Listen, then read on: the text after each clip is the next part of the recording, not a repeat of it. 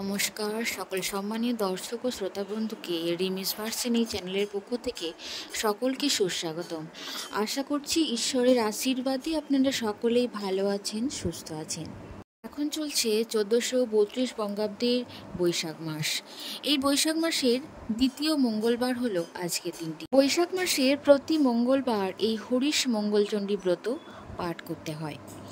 এই ব্রত সধবা এবং বিধবা দুই শ্রেণীর মহিলারাই এই ব্রত করতে পারবেন।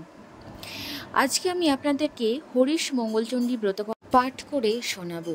এই হরিশ মঙ্গলচণ্ডী ব্রতকথার জন্য যে যে ব্রতের প্রয়োজন হয়, ফুল, তুলসী পাতা, দুর্বা ঘাস, আলো চাল, কাঁঠালি কলা, মালা, ঘট এবং আম পাতা।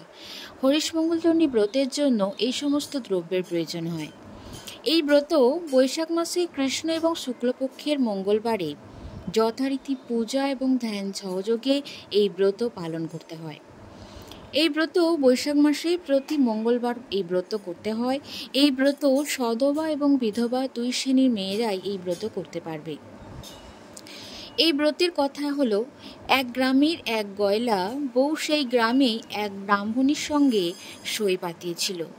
এদের মধ্যে ভাবও ছিল খুব। প্রত্যেকবার বৈশাখ মাসে ব্রাহ্মণী হরিশ মঙ্গলচণ্ডী ব্রত করতেন, আর গয়লা বউ তার ব্রত করা দেখত। এইভাবে কিছুদিন যাবার পর গয়লা বউ এই ব্রত করার ইচ্ছা হলো, আর সে ব্রাহ্মণীকে জিজ্ঞাসা করল যে এই ব্রত করলে কি ফল হয়। ব্রাহ্মণী তার কথা শুনে বললেন যে এই ব্রত করলে জীবনে কারোর চোখের জল পড়ে না, উল্টে তার সারা জীবন কেটে যায় খুব আনন্দে। তখন গয়লা বউয়ের আর আনন্দ ধরে না। সে ধরে বসলো ব্রাহ্মণীকে আর বলল যে সেও এই ব্রত করতে চায়। ব্রাহ্মণী গয়লা বউকে অনেক বোঝালেন। তিনি বললেন, তুমি পারবে না সই, এই ব্রত করা খুবই কঠিন।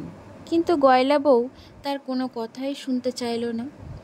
শেষ পর্যন্ত ব্রাহ্মণী বাধ্য হয়ে তাকে ব্রতের সব কথা বলে দিলেন। এরপর বৈশাখ মাস পড়ার সঙ্গে সঙ্গেই গয়লা বউ সেই হরিশ মঙ্গলচণ্ডী ব্রত করতে আরম্ভ করে দিল। এইভাবে দুটো ব্রত করার পরই মা মঙ্গলচণ্ডী তার উপর দয়া হলো, আর সঙ্গে সঙ্গে ঐশ্বর্য, সুখ ও সমৃদ্ধিতে ভরে উঠল গয়লা বউয়ের সংসার।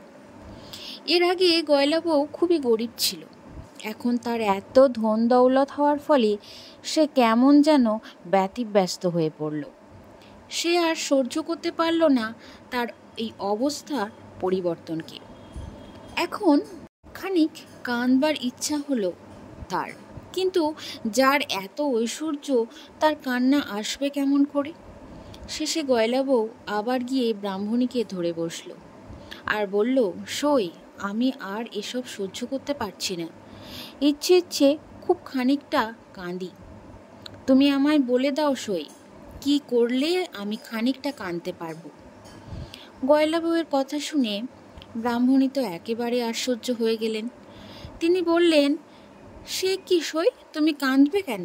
তোমার এমন সুখের সংসার হয়েছে, এত আনন্দ ভোগ করছো, এতে কাঁদতে আবার কেউ চায় নাকি? এই যে হরিশ মঙ্গলচণ্ডীর ব্রত, এই ব্রত করার ফলে শুধুই আনন্দ হয়, কান্নাকাটি এর কাছে আসতে পারে না। আমি তো আগেই তোমাকে বলেছিলাম যে এই ব্রত করা খুব কঠিন, তখন তুমি তো শুনলে না। এখন কাঁদতে চাইলে চলবে কেন বলো? গয়লা বউয়ের তখন প্রায় পাগলের মতো অবস্থা। সে বললে, আমি কাঁদতে না পেরে বাঁচব না সই, তুমি বলে দাও কি করলে আমার কান্না আসবে। সইয়ের কথা শুনে ব্রাহ্মণী খুব চিন্তিত হয়ে পড়লেন। কি বলবেন কিছুই আর ভেবে পেলেন না। এমন সময় তার চোখে পড়ল একটু দূরে একটা চাষের ক্ষেত। সেখানে অনেকগুলো লাউ আর কুমড়ো ফলেছিল।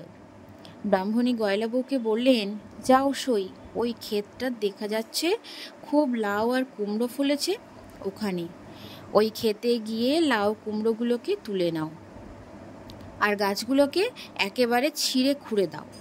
তাহলেই চাষারা খুব রেগে গিয়ে তোমাকে খুব গালমন্দ দেবে, তাহলেই তোমার কান্না আসবে।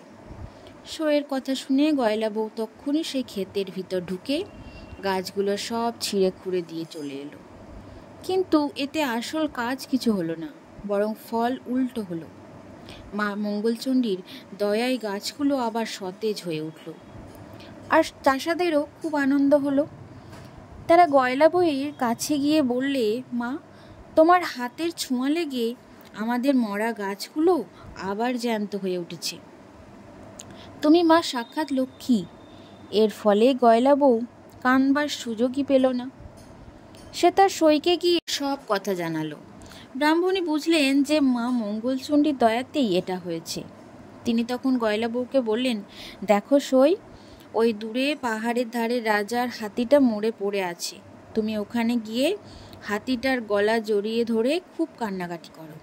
তাহলে রাজার লোকেরা ভাববে যে তুমি হাতির দাঁত চুরি করতে এসেছো। তখন তারা তোমায় খুব মারধর করবে আর তুমিও খুব কানবার সুযোগ পাবে। কিন্তু এবারেও কোনো কাজ হলো না। গয়লা বউ হাতিটার গায়ে হাত দিতেই হাতিটা বেঁচে উঠল। তাই দেখিয়ে রাজার লোকেরা একেবারে অবাক হয়ে গেল আর সব কথা শুনে রাজাকে গিয়ে জানালো। সব কথা শুনে রাজা তো খুব খুশি হলেন আর গয়লা বউকে অনেক ধনরত্ন দিলেন। এবারেও কোনো কাজ হলো না দেখি ব্রাহ্মণী বুঝলেন যে এবারেও মা মঙ্গলচণ্ডী দয়া করেছেন। ব্রাহ্মণী তখন বললেন, দেখো সই, এক কাজ করো, কতকগুলো বিষের নাড়ু তৈরি করো আর সেই নাড়ুগুলোকে নিয়ে তোমার মেয়ের বাড়ি পাঠিয়ে দাও। তাহলে নাড়ু খেয়ে তারা সবাই মরে যাবে আর তুমিও তখন কাঁদতে পারবে। সইয়ের কথা মতো গয়লা বউ তাই করলো। কিন্তু মা মঙ্গলচণ্ডীর দয়ায় সেই বিষের নাড়ু অমৃত হয়ে গেল। মায়ের বাড়ির লোকেরা খেয়ে খুব খুশি হলো আর বলল আরও কিছু নাড়ু পাঠাবার জন্য লিখে পাঠালো। এতেও যখন কাজ হলো না, তখন ব্রাহ্মণী গয়লা বউকে বললেন, যখন কিছুতেই কিছু হচ্ছে না, তখন তুমি মা মঙ্গলচণ্ডীর ব্রত করা ছেড়ে দাও সই। গয়লা বউ মঙ্গলচণ্ডীর ব্রত করা ছেড়ে দিল। এতে মা মঙ্গলচণ্ডী তার উপর খুব বিরূপ হয়ে গেলেন। ক্রমে গয়লা বউয়ের স্বামী, পুত্র, দাস, দাসী, হাতি, ঘোড়া, ধনরত্ন সব চলে গেল। গয়লা বউয়ের সব চলে যাওয়ার ফলে এবার সে হাউমাউ করে কাঁদতে লাগলো। কান্নার কিছুতেই সে থামাতে পারল না। শেষে ব্রাহ্মণের কাছে গিয়ে বলল, সই, আমি আর কাঁদতে পাচ্ছি না, যেমন করে পারো আমার কান্না থামিয়ে দাও। ব্রাহ্মণী তখন বললেন, তুমি তো কাঁদতেই চেয়েছিলে সই, এখন কান্না থামাবে বলছো, কি হবে? যাক, যা হবার হয়ে গেছে। এখন বাড়ি গিয়ে মরাগুলো জড়িয়ে ধরে খুব খানিক কাঁদো। তারপর সেগুলোকে খুব সাবধানে রেখে সামনের মঙ্গলবার থেকে আবার মা মঙ্গলচণ্ডীর ব্রত করতে আরম্ভ করো। সইয়ের কথা শুনে গয়লা বউ বাড়ি ফিরে এসে ব্রাহ্মণের কথা মতো সবই করলো আর খুব খানিক মাথা খুঁড়ে কাঁদবার পর মা মঙ্গলচণ্ডীর স্তবও করতে লাগলো। তারপর মঙ্গলবার আসতেই সে খুব শুদ্ধাচারে মা মঙ্গলচণ্ডীর ব্রত আজ স্তব করলেন। সবশেষে দুহাতে মার ঘট ধরে মাকে খুব ডাকতে লাগলো। এমন সময় সে শুনতে পেল কে যেন বলছে, আর কখনো এমন কাজ করিসনি, যা তোর আর কোনো ভয় নেই। এই ঘটের জল মরাগুলোর গায়ে ছিটিয়ে দে, তাহলেই সবাই বেঁচে উঠবে। ঘটের জল ছিটিয়ে দেওয়ার ফলে গয়লা বউয়ের পরিবারের সবাই মা মঙ্গলচণ্ডীর দয়ায় বেঁচে উঠল আর তার আবার আগের অবস্থা ফিরে এলো। গয়লা বউ তখন খুব শুদ্ধাচারে মার ঘরটি তুলে রেখে ছুটে গেল সেই ব্রাহ্মণীর কাছে। তাকে সব কথা জানালো আর তার পা জড়িয়ে ধরে আশীর্বাদ চেয়ে নিল। এদিকে গয়লা বউয়ের এই অবস্থার পরিবর্তনের ব্যাপার দেখে পাড়া শুদ্ধ সবাই অবাক হয়ে গেল আর গয়লা বউকে ধন্য ধন্য করতে লাগলো। সেই থেকে এই ব্রতের কথা চারিদিকে ছড়িয়ে পড়ল। বন্ধুরা, এই ছিল হরিশ মঙ্গলচণ্ডীর ব্রতকথা।